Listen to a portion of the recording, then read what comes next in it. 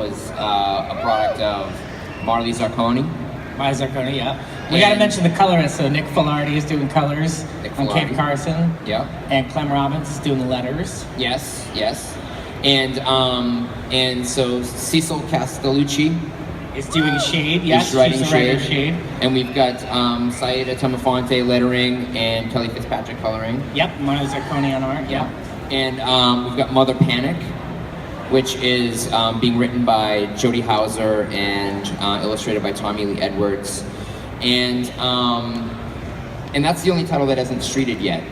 Yes, that comes out November. Right. Yeah. And so now many of these books, Doom Patrol is a full... We got to mention the rest of the Doom Patrol team. Yes. It started with Nick, and then kind of later on we got Tamra, and then she started coloring. After the black and white art was done for a while, we were just like, who's going to color it? And Shelley again said, what about Tamra? Bombalane, and we said, awesome, cool. And lettering is done by the legendary Todd Klein on that. So multiple Eisner Award-winning letterer. The lettering in these comics is kind of like a who's who, the best of.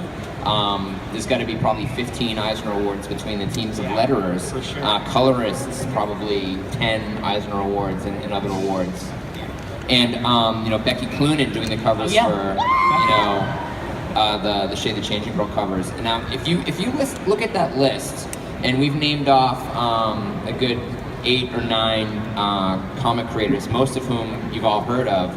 There's a lot of women involved in this line. Yeah, let's hear it. Anybody who's familiar with my podcast knows that we tackle issues of diversity, and it's a central theme to what I talk about, and I'm happy to see that there's a line that has a lot of diverse faces and has a lot of women working in comics. But I think we've talked about this a little bit, that wasn't necessarily the aim, that it was, what is it that you've said? It's the aim of Young Animal is just to make the best books we can. Exactly. And that was, to me, the most important. There's 3 women leads in the Young Animal books, arguably, if you count Casey Brink, and that it wasn't really by design. It's just what happened. Mother Panic was always going to be a woman because that's how she was conceived and things like that. And it was important to Shelley and I to make sure all women were on the team of Shade the Changing Girl and have that be that. But I think that people deserve to have a choice, and putting that choice out there without saying like, you have to read this because X, Y, Z. Right.